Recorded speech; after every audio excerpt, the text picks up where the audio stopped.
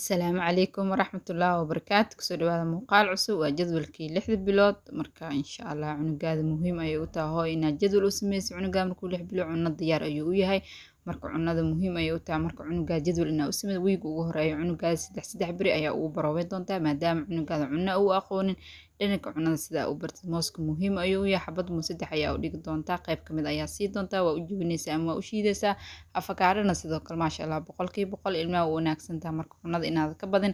2 qaando ilaa 3 qaando ayaa lagu ogolyahay cunnadan ha ku khasbin insha Allah cunugaadana hadaa jadwal u sameyso cunno qurux badan ayuu kuu noqon doonaa yogurtka baleenka ama yogurtka wax aan lahayn maasha Allah boqolkiiba boqol yogurtka fruitska la ilmaha sanad markay gaaraan ayaa loo ogolyahay marka yogurtka baleenka siiso cunuga cunno qurux badan ayuu kuu noqon doonaa calcium badan ayaa ku jira lafaha ayuu adkeeyaa marka muhiim ayuu u yahay cunnooyinka fasting lagu bilaabo ilmaha ayuu ku jiraa marka saddex beri ayaa u siin doontaa kadibna si toos ah oo xiriir ayaa u siisan doontaa marka maadaama cunugaada isbuuc ugu horeeyo tijaabo ayuu ku jiraa cunnadana ma yaqaan kaaroodkan maasha Allah boqolkiiba boqol biyo ayaa ugu soo karsan doontaa marka cunno oo biyaan cunugaada iska siin cunnada inay adag tahay ama cunno oo cunug qaadan karo inay oo jilicsan tahay ayaa la rabaa mar walbana cunno jilicsan sii insha Allah muuqaalka daa ka hesheen laag noo sii sheer garee asalaamu calaykum waraxmatullaahi tacaala wabarakaatu